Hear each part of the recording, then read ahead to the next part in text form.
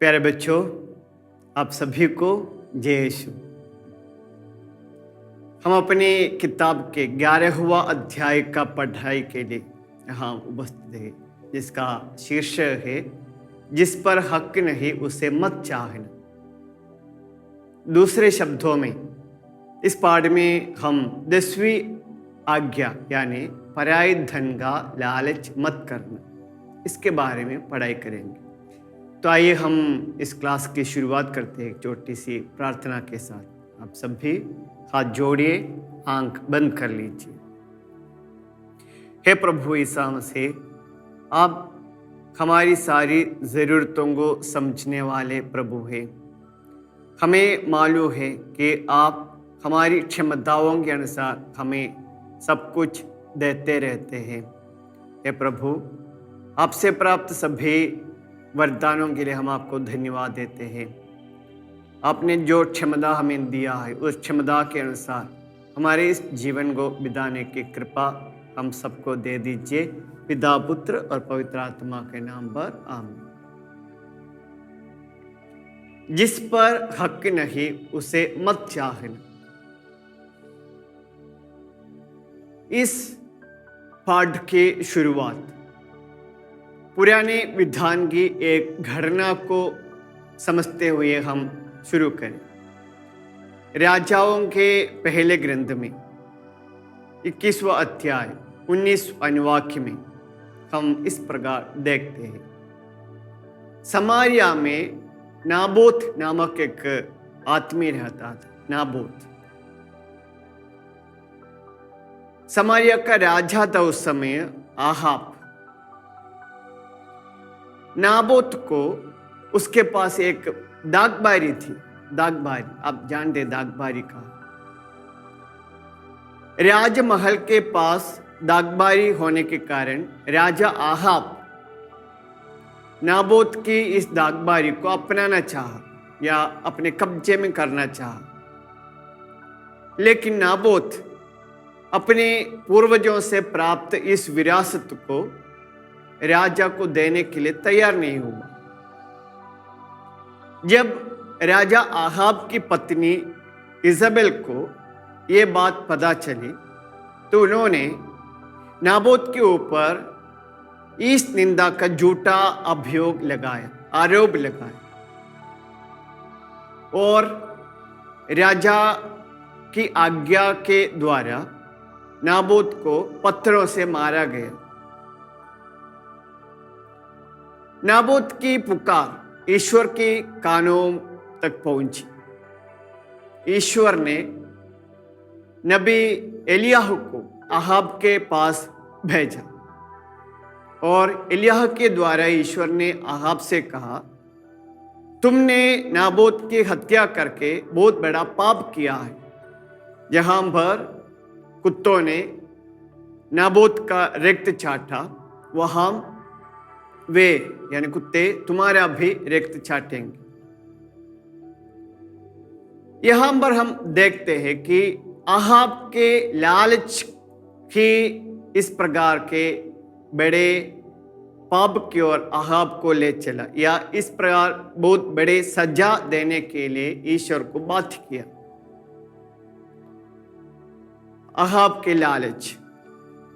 तो इस पाठ में हम पराये धन के लालच मत करना यानी 10वीं आज्ञा और इसका शीर्षक जिस पर हमें कोई हक नहीं है उसको नहीं चाहना, इसके बारे में थोड़ा डिटेल में पढ़ाई करेंगे। पुराने विधान में हम देखते हैं कि ईश्वर ने संसार को सब लोगों के लिए बनाया। सारे सृष्ट वस्तुओं को सभी इंसान के लिए उन्होंने बनाया। ऐसा नहीं था कि कुछ इंसान के लिए बनाया, लेकिन दुनिया के सभी लोगों के लिए सारे सृष्ट वस्तुओं को बनाया। ईश्वर ने यही चाहा कि अपनी प्रजा इस्राएल भी इसी प्रकार धार्मिकता के मार्ग पर आगे चले। ईश्वर ने चाहा कि अपनी प्रजा इस्राएल भी धार्मिकता की राह पर चलते हुए अपना जीवन बिताए, क्योंकि ईश्वर ने देखा कि अपने अटूट प्रेम से उन्होंने जिसको जन्म दिया वो अपने अंदर की ईमानदारी को छोड़ दी। स्वार्थता के पीछे भागते हुए ईश्वर के प्रेम को लोग भूल जाते हैं। सब कुछ मेरा होना चाहिए।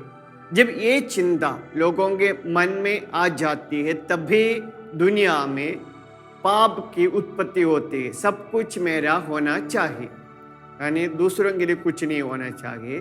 सबके ऊपर मुझे अधिकार होना चाहिए, सबके ऊपर मेरे को हक होना चाहिए, सब मेरे अधीन में होना चाहिए या सब मेरा होना चाहिए। यही चिंता जब इंसान के मन में पैदा होने लगी तब इस दुनिया में दरिद्र और धनी के आविर्भाव हुआ। तब तक समान रूप में थे सब, क्योंकि ईश्वर ने दुनिया के सब श्रेष्ठ वस्तुओं को सबके लिए बनाया। मैंने पहले भी कहा कि कुछ उन लोगों के लिए कुछ इन लोगों के लिए ऐसा नहीं बनाया था, सब सबके लिए बनाया था। लेकिन लोगों के मन में जब ये चिंता आने लगी कि सब कुछ मेरा होना चाहिए, कुछ भी उनका नहीं होना चाहिए, तब इस दुनिया में दरिद्रता की उत्पत्ति हुई है। ऐसी एक स्थिति में ईश्वर कहता है निर्गमन ग्रंथ में 20वां अध्याय में, मेरे ख्याल से 6वां अनुवाक्य में हम देखते ईश्वर ने कहा है कि तुम न तो अपने पड़ोसी का पत्नी का, उनके नौकर का या नौकरानी का, उनके बैल या गद्दे का किसी भी चीज का कामना मत करो। न तो अपने पड़ोसी की पत्नी का, न उसके नौकर का, न उसकी नौकरानी का, न उनके किसी भी अन्य चीज की कामना मत करो। यह हम अपने पड़ोसी के अन्य चीज़ों की कामना करते हैं तभी हमारे जीवन में बुराई उत्पन्न होती है, पाप उत्पन्न होता है। अभी अगले पैराग्राफ में हम पढ़ेंगे धन का लोभ क्या है। धन का लोभ, चोरी, लूट, धोखा आदि धन का लोभ का कारण बनता है। धन अर्जित करने की क्षमता ईश्वर ने सबको दिया है, लेकिन किसी अन्य व्यक्ति के धन के ऊपर हमको कोई अधिकार नहीं है, हक नहीं है। हमेशा हम अपने मन में बार बार पैसा इकट्ठा करने की, अन्यायी तरीके से पैसा इकट्ठा करने की, बटोरने की इच्छा रखते हैं। इसलिए हम देखते हैं ईश्वर ने कहा कि जिसे पैसा प्रिय है वो हमेशा और पैसा कमाने की इच्छा रखता है। जिसे संपत्ति प्रिय है वो अपने आमदनी से कभी संतुष्ट नहीं होता, है ना। ईश्वर ने जो दिया है उससे हम संतुष्ट नहीं होता। इसलिए ईश्वर कहता है जिसे पैसा प्रिय है वो हमेशा बार बार पैसा इकट्ठा करने की इच्छा रखते हैं, और जिसके पास संपत्ति है वो अपनी आमदनी से कभी संतुष्ट नहीं होता। पैसा अर्जित करने का या धन दौलत अर्जित करने की क्षमता ईश्वर ने सबको दिया है। न्यायोचित तरीके से, न्यायपूर्ण तरीके से पैसा हमें बटोरना है, धन दौलत इकट्ठा करना है। अपनी ज़रूरत के अनुसार, अपनी आवश्यकता के अनुसार हमें धन संपत्ति को बटोरना है और इसका इस्तेमाल करना है। अन्यायी रूप से हमें कभी भी धन संपत्ति इकट्ठा करके उसका इस्तेमाल नहीं करना है। कभी भी हमारे मन में पैसे के प्रति, धन के प्रति लोभ या कोई मोह नहीं होना चाहिए। अगले पैराग्राफ में हम पढ़ते हैं कि धन कमाना, कैसे धन कमाना है। धन कमाने की क्षमता, जिस प्रकार मैंने अभी कहा, धन कमाने की क्षमता ईश्वर ने सबको दिया है। हर एक व्यक्ति को, प्रत्येक व्यक्ति को ईश्वर ने जब उनकी सृष्टि की, रचना की, तब धन कमाने की क्षमता भी देखकर ईश्वर ने उनको जन्म दिया था, उनकी सृष्टि की थी। अनावश्यक रूप से या अन्याय तरीके से, अनावश्यक ढंग से पैसा हमें बटोरना नहीं है। हमको मालूम है ये पूरे संसार सब लोगों के लिए, इस संसार के ऊपर सबको अधिकार है। इसलिए जब हम अपने सृष्टिकर्ता को भूलकर सुख और सुरक्षा को महत्व देकर अपना जीवन बिताते हैं तब हम पाप करते हैं। अब बच्चे हैं, आप ये सारी बातें समझना चाहिए। हमें जिसने धन दिया, हमें जिसने दौलत दिया, संपत्ति दिया, उसको भूलकर अगर हम अपने सुख और अपनी सुरक्षा के पीछे भागते हुए उनको महत्व देते हुए जीवन बिताएंगे तो ये एक बड़ा पाप बनता है। हमें कभी भी ऐसा पाप नहीं करना चाहिए।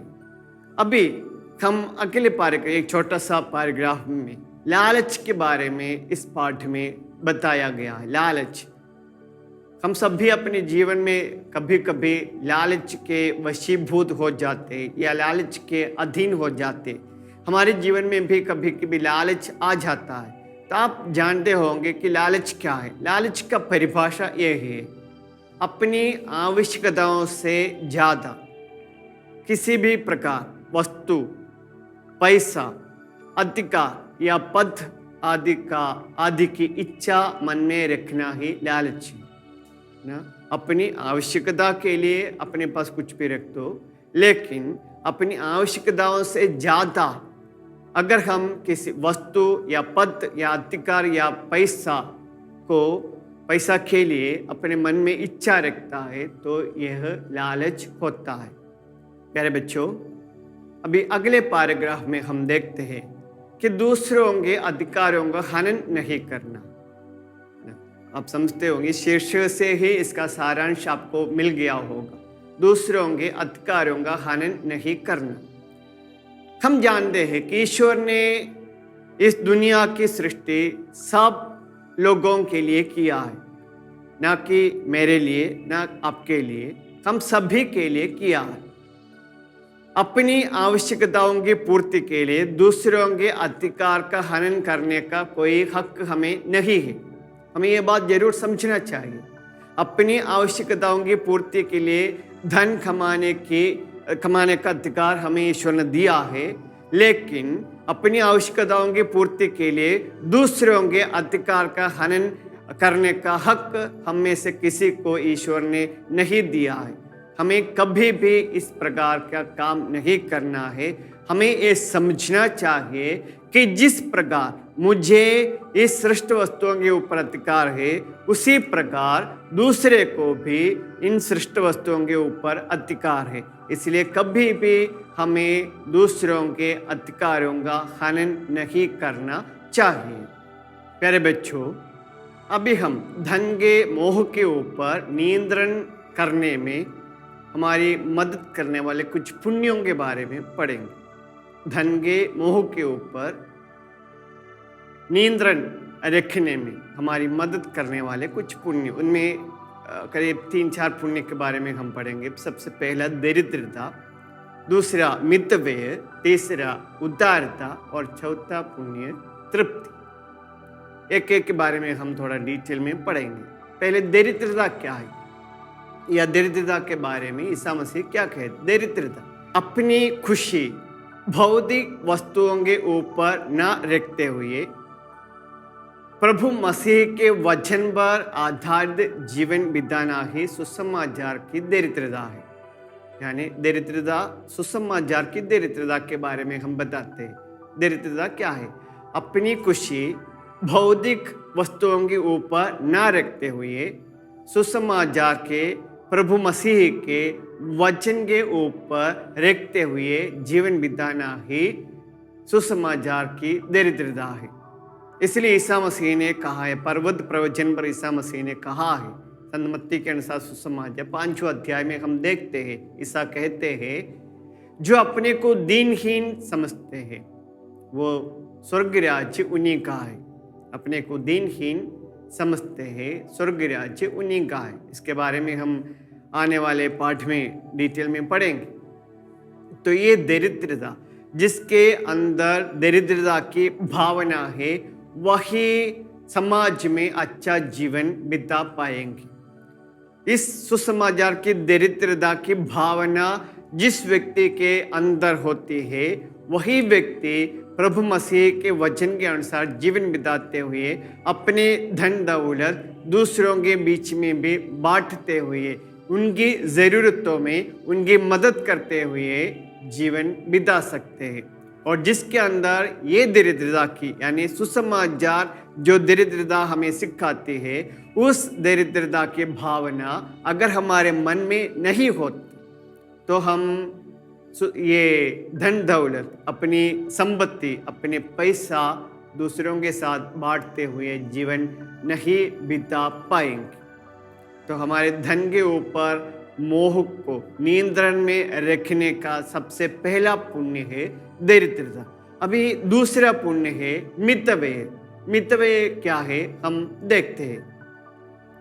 हमें मालूम है कि धन संपत्ति का सच्चा मालिक ईश्वर है, मनुष्य केवल प्रबंधक मात्र है। जैसे स्कूलों में प्रबंध होते हैं वैसे मनुष्य धन संपत्ति का प्रबंधक मात्र, उसका सच्चा मालिक ईश्वर है। अपनी जरूरत के अनुसार धन संपत्ति का उपयोग करते हुए बाकी दूसरों के लिए बिताना, यही मितव्यय है। जब हमारे अंदर ये चिंता आती है कि धन संपत्ति का सच्चा मालिक ईश्वर है और हम केवल प्रबंधक मात्र है, यही हमें मितव्यय की ओर ले जाता है। और मितव्यय है कि अपनी ज़रूरत के अनुसार धन संपत्ति का इस्तेमाल करना और बाकी दूसरों की उन्नति के लिए इस्तेमाल करना। आजकल के मनुष्य अपनी इच्छानुसार जीवन बिताते हैं, अपनी इच्छानुसार धन संपत्ति का इस्तेमाल करते, उपयोग करते। ईश्वर यही नहीं चाहता। ईश्वर यही चाहता है कि मनुष्य अपनी इच्छानुसार अपनी ज़रूरत के लिए धन संपत्ति का उपयोग करो, इस्तेमाल करो, बाकी अपने पड़ोसियों के, ज़रूरतमंद लोगों की उन्नति के लिए अर्पित करो। यही है मितव्यय का मतलब। अभी धन के ऊपर मोह के नियंत्रण में रखने का तीसरा पुण्य है उदारता। उदारता क्या है हम देखते हैं। यदि संसार में एक ही व्यक्ति दरिद्र हो, उसके पीछे के कारण मैं हूँ, यही चिंता इस स्थिति को सुधारने में हमें मदद करती। अगर संसार में एक ही व्यक्ति दरिद्र हो और उसके पीछे के कारण मैं हूँ, अगर हमें यही चिंता हमारे अंदर आती है तो ये स्थिति सुधारने में ये हमें मदद करती है। तो ये उदारता की ओर हमें ले जाते हैं, उदारता के मनोभाव की ओर हमें आकर्षित कर लेते हैं। अभी उदारता क्या है? उदारता अपनी सुविधाओं को तजकर, है ना, अपनी सुविधाओं को तजकर दूसरों की जरूरतों की पूर्ति के लिए अपने धन संपत्ति का इस्तेमाल करना ही उदारता है ना। इंसान के पास बहुत प्रकार की आवश्यकताएं होगी, सुख सुविधाओं की कामनाएं होगी, लेकिन इन सब सुख सुविधाओं को तजकर दूसरों की सुख सुविधाओं के लिए पैसा इस्तेमाल करना, उपयोग करना, धन संपत्ति का सदुपयोग करना, वही उदारता है। बांटने की मनोभावना जिसके अंदर होती है वही उदारता का जीवन बिता सकता है। जिसके अंदर बांटने का, शेयर करने की मनोभावना होती है, वही उदारता का व्यवहार या उदारता का पाठ सिखा सकते हैं। अभी आखिरी पुण्य है, यानी धन के मोह के ऊपर नियंत्रण रखने का आखिरी पुण्य है तृप्ति ना, संतुष्टि। इसके बारे में हम देखते हैं तृप्ति क्या है। जो कुछ ईश्वर देता है उससे संतुष्ट रहने की मनोभावना है तृप्ति। जो कुछ ईश्वर देता है उससे संतुष्ट रहना। हमने पहले भी देखा, अपनी अपनी आवश्यकताओं के अनुसार, क्षमता के अनुसार ईश्वर ने हमें दिया है, और जो कुछ ईश्वर देता है उससे संतुष्ट रहने की एक मनोभावना है तृप्ति। अपनी ज़रूरतों के अनुसार ईश्वर ने जो दान दिया है उससे संतुष्ट होकर जीवन बिताना, और जो अपने पास नहीं है उसके ऊपर दुखी होकर नहीं रहना, यही तृप्ति है। जो ईश्वर ने अपनी ज़रूरत के अनुसार जो दान दिया है उससे खुश होना, और अपने पास जो नहीं है उसके बारे में सोचकर दुखी नहीं होना, यही तृप्ति है। ईश्वर का राज्य और उसकी धार्मिकता सर्वप्रथम है ना। यही इस पुण्य की ओर हमें ले जाता है। ईश्वर के राज्य और उसकी धार्मिकता सबसे प्रथम होते हैं और यही चिंता हमें इन पुण्यों की ओर ले जाता है। अभी हमारे इस पाठ के आखिरी पैराग्राफ में हम देखते हैं कि प्रकृति का संरक्षण, नेचर का संरक्षण हमें कैसे करना है। नेचर भी हमें धन दौलत प्रदान करते हैं, नेचर से भी हमें बहुत सारी चीज़ें प्राप्त होती हैं, तो इसका संरक्षण हमें कैसा करना है इसके बारे में ये पैराग्राफ में बताया गया है। तो हम देखते हैं नेचर का संरक्षण, प्रकृति का संरक्षण हमें किस प्रकार करना चाहिए। मनुष्य को संसार के सब सृष्ट वस्तुओं के ऊपर अधिकार है, लेकिन अपनी स्वार्थता के लिए प्रकृति के संसाधनों का उपयोग नहीं करना है ना। अपने स्वार्थता के लिए प्रकृति के संसाधनों का उपयोग नहीं करना, क्योंकि प्रकृति के संसाधनों के ऊपर जिस प्रकार मेरे को हक होता है उसी प्रकार आपको भी हक होता है, दूसरे को भी हक होता है। इसलिए प्रकृति के संसाधनों के देखभाल करना, उनकी सुरक्षा करना हमारा कर्तव्य है। उनका शोषण नहीं बल्कि उनकी सुरक्षा करना हर एक व्यक्ति का कर्तव्य है। जिस व्यक्ति के अंदर प्रकृति के संरक्षण करने की शैली बनी हुई है, वही पेट, जल, वायु आदि संसाधनों को कोई शोषण ना पहुंचाते हुए उनका अच्छे से देखभाल कर सकते हैं। तो ये बात आप बच्चों को जरूर ध्यान में रखना चाहिए कि प्रकृति के संसाधनों को, प्रकृति के वस्तुओं को, प्रकृति से प्राप्त धन दौलत को हमें अच्छे से उसका इस्तेमाल करना, कभी भी उसका शोषण नहीं करना है। उनका संरक्षण करना, उनकी रक्षा करना हर एक व्यक्ति का कर्तव्य है, जिम्मेदारी है। 10वीं आज्ञा यानी पर्याय धन का लालच मत करो। आज इसका महत्व का बहुत प्रासंगिकता है। आजकल के इस आधुनिक युग में दरिद्र लोगों से ज़्यादा धनी लोग ही धन पर नज़र रखते हैं, लेकिन हमें ये समझना चाहिए कि प्रकृति और ईश्वर ने जो धन दौलत दिए हैं उसके ऊपर सबको अधिकार है। सब समान रूप से एक है और सबको इसके ऊपर समान रूप से अधिकार है, हक है। तो प्यारे बच्चों, हम भी अपने जीवन में किसी पर्याय व्यक्ति के धन के ऊपर लालच नहीं करें। हम भी अपने जीवन में कभी लालच जैसे बुरी भावना हमारे मन में नहीं रखें। हम भी प्रभु मसीह ने या ईश्वर ने हमें जो धन दौलत दिया है, हमारी आवश्यकता के अनुसार, हमारी क्षमता के अनुसार ईश्वर ने जो धन दौलत हमें दिया है, जो संपत्ति हमें दी है, उसका सदुपयोग करें।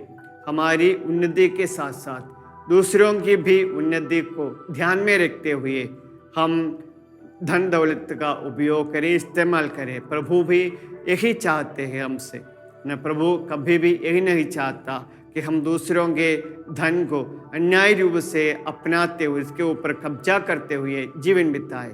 प्रभु यही चाहता है कि जो धन दौलत आपके पास है, जो संपत्ति आपको दी गई है, उस संपत्ति को अच्छे से इस्तेमाल करें। अपनी उन्नति एवं अपनी प्रगति के लिए, अपने विकास के लिए न्यायोचित तरीके से, न्यायपूर्वक तरीके से उस संपत्ति का व्यवहार करते हुए दूसरों के भी, समाज की भी उन्नति के लिए उसका इस्तेमाल करते हुए कभी भी धन के मोह को अपने मन में न रखते हुए हमको अपना जीवन बिताना है।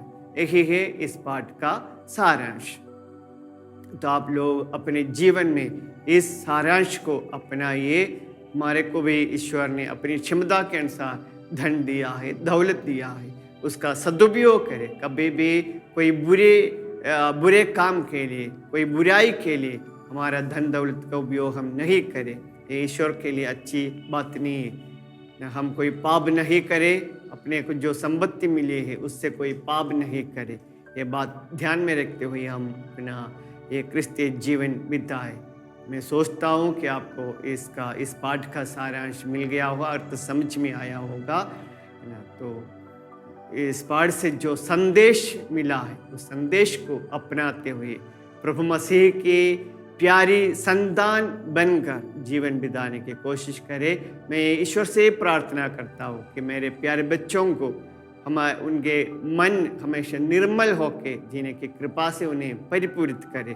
प्यारे बच्चों, अभी हम मूल पाप और उनके विरुद्ध पुण्य के बारे में थोड़ी सी जानकारी लेंगे। मूल पाप और उनके विरुद्ध पुण्य, यह भी हमें थोड़ी सी जानकारी रखना अच्छा है। पहला मूल पाप है घमंड और उसका पुण्य है नम्रता।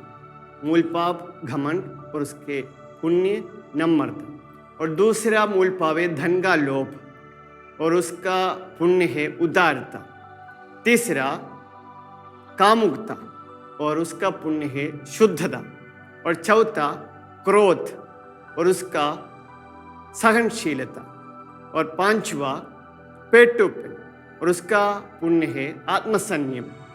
और छठवा ईर्ष्या और उसका पुण्य है भाईचारा। और सातवां मूल पाप है आलस्य और उसका पुण्य है परिश्रम। तो ये सारे आपको याद में रखना। तो आइए हम हमारे प्रश्नोत्तर हल करने की कोशिश करें। इसमें कुछ 2-3 सवाल आपको दिए गए हैं, वो सवाल भी हम हल करके नए पाठ की ओर चलेंगे। आपका पहला क्वेश्चन यह है, चोरी, लूट, धोखा आदि पापों का मूल कारण क्या है? पहला सवाल है, चोरी, लूट, धोखा आदि पापों के मूल कारण क्या है? चोरी, लूट, धोखा आदि पापों के मूल कारण धन का मोह है। चोरी, लूट, धोखा आदि पापों के कारण धन का लोभ है या धन का अति मोह है। आपका दूसरा सवाल, लालच क्या है? लालच क्या है? अपनी क्षमताओं और आवश्यकताओं से ज्यादा वस्तु, पद या अधिकार को रखने की इच्छा है लालच। एक बार फिर से मैं बताता हूं, अपनी आवश्यकताओं और क्षमताओं से ज्यादा वस्तु, धन, अधिकार एवं पद आदि रखने की इच्छा है लालच। हमारा तीसरा सवाल यह है, धन के लोभ के नियंत्रण में मददगार पुण्य कौन कौन से हैं? हमारा तीसरा सवाल है, धन के लोभ के नियंत्रण में मददगार पुण्य कौन कौन से हैं? धन के मोह को या लोभ के ऊपर नियंत्रण करने में मददगार पुण्य है, पहला दरिद्रता की भावना, दूसरा मितव्यय, तीसरा उदारता और चौथा तृप्ति। हमारा आखिरी सवाल यह है, प्रकृति का संरक्षण हमें क्यों करना है? प्रकृति का संरक्षण हमें क्यों करना है? इसका उत्तर यह है कि प्रकृति, हमें मालूम है ईश्वर ने इस संसार को सबके लिए बनाया, यानी हम सभी को प्रकृति के ऊपर हक है। प्रकृति से प्राप्त संसाधनों को हमें ईमानदारी से उसका उपयोग करना है, यानी प्रकृति को हमें कभी भी उसका शोषण नहीं करना है, बल्कि उसकी सुरक्षा रखना हमारा कर्तव्य है। प्रकृति से हमें वायु मिलता है, जल मिलता है, हवा मिलता है, सब कुछ मिलता है। तो इस प्रकृति को हमेशा सुरक्षित बनाए रखने की जिम्मेदारी या एक कर्तव्य हम सभी को है। इसके ऊपर हम सभी को जिस प्रकार हक होता है, उसी प्रकार इसको सुरक्षित बनाए रखने का एक कर्तव्य भी हम सभी को प्राप्त है। तो यही है हमारा इस पाठ का सवाल। शुरू से लेकर अभी तक हमने जो पढ़ा उसका संदेश अपने जीवन में अपनाते हुए हम आगे बढ़ेंगे। ईसा मसीह आप सभी को आशीष दे। अगले दिन अगले अध्याय के साथ हम वापस मिलेंगे। तब तक आप सभी को जय यीशु।